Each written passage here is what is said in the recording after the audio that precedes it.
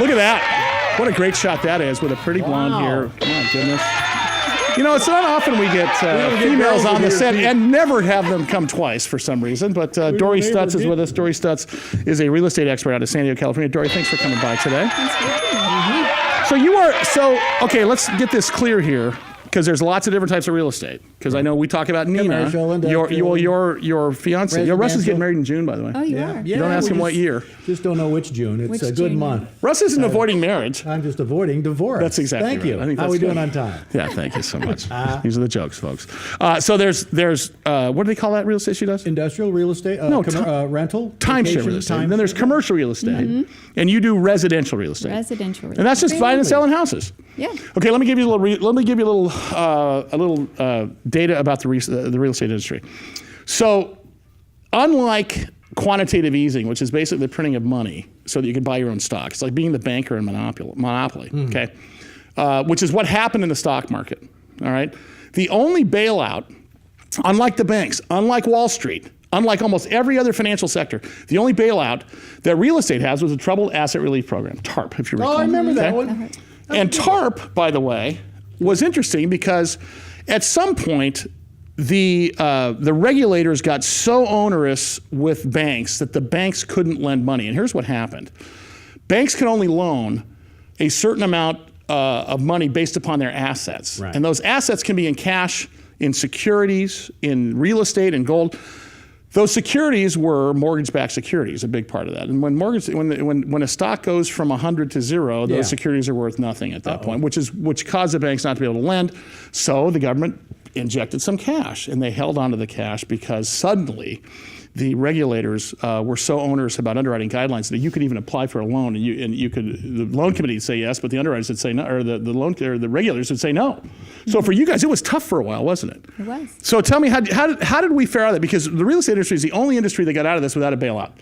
Unbelievably, the real estate market came out much stronger than even the stock market over time. Why do you think that is? Is this because it's one of those assets that they only made so much land, and it is what it is, and at the end of the day, if there's only so much land, it's a supply and demand issue, right?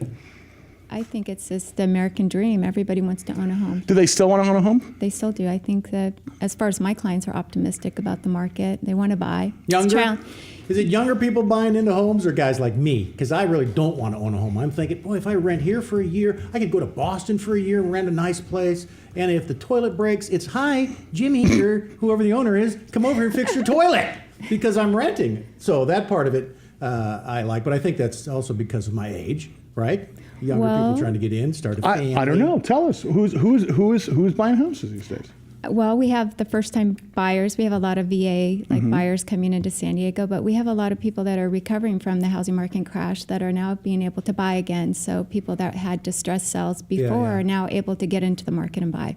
So think about that, because at the end of the day, you couldn't qualify for a loan for a while because people were losing their jobs and such, and then suddenly the market came back along with the economy. So I have to ask right now, you hear these things called buyer's market and seller's markets, right? What are we sitting at right now? We're in a seller's market. Meaning that what? Define that for us. We're in a seller's market because there's a lack of inventory in San Diego. Okay. The house prices are inflated, so it's a good time to sell, but the problem we're having is finding a replacement home for our sellers. Yeah, I've got friends that say, you know what, I can get 1.6 for my house, but where am I going to go? Yeah.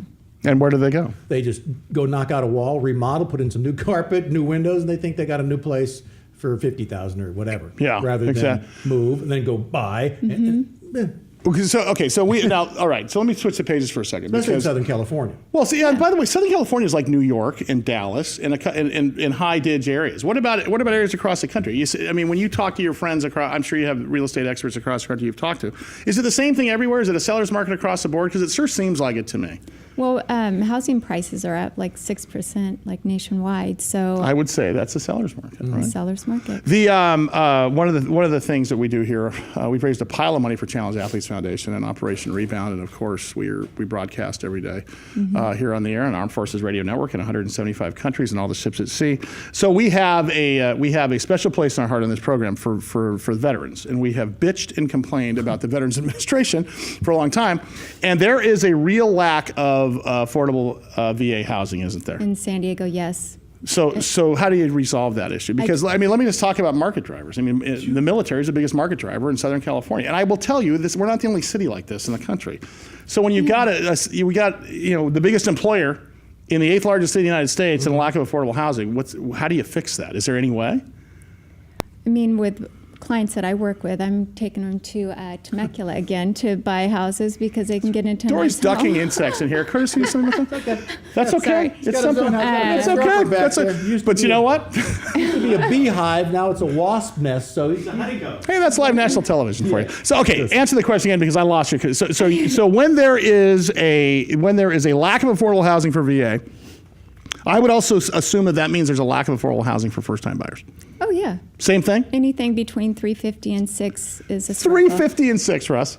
How much was your first house, by the way? Yeah, no, it wasn't that much. It was like, I thought 78 or something like that. Little condo, and then I went, sold it for like 140, and then they just gave me more money. I bought 250. Heck, I'll do it again. I get 380. Boom, I got 450, and just kept buying these houses. Was there ever how long have you been a real estate agent? 4.5 years. 4.5 years. Okay, so you got in right after the horrible time. But my ex was a contractor, so we built homes for that's many good. years. Spec homes or stuff like that? Or So you experienced this already. Oh, yeah.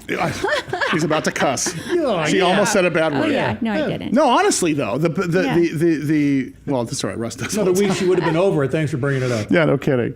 Well, what's interesting about this is that I always want to know how people in that, like the contractor business and the real estate business, survived during that time. Because what happened with the rest of the businesses in this country, pretty simple. You just cut employees and you survived on what you had, and people got more efficient in businesses. So you had 12 employees and you got 6 employees. We have a lesser amount of money. And the problem was when the economy came back, they didn't hire 12 again. They only hired like 8 now. The same thing. But if you got 12 lots and the market starts going down, Yeah. sell off quick, hang on to them. What do you Yeah, what do you say now? Would you rather be? I mean, I guess you're the person to ask. Would you rather be a property owner or a homeowner? Is it better to have bare land and hold on to it, or are they kind of all the same to you? Well, new home construction's up, like what, 10%? Yeah. Good. So I would say I would probably be investing in land and building homes. See, That's what I'd be Russ. doing. See. I know. That's why I'm See? living here. I'm going to buy a tiny home, a lot of land. We got to talk about that. Okay, when we come back to the break, we're going to talk about that because that is something that we need to talk about. And I'll tell you why. Because of, and we have to talk about the millennials too. Because I own 2 of them. Millennials, not tiny homes. I have 2 as You have 2 well. millennials? Yeah, we got. So we got how? We got 2. 2. 6 millennials There we go. within the 3 of us. Wow. That means a lot. That means no retirement planning I'm not going anywhere. and for no a while. real estate ownership. All right, Big Biz Show, bigbizshow.com. Yeah, we got Nationwide, coast to coast. Dorrie Stutz is here. Dorrie Stutz is a real estate expert. We've never had a Allergies, conversation like that. Bees, Yeah, stings, anything and we like have that? insects, real estate. Stand by. We're back in a minute.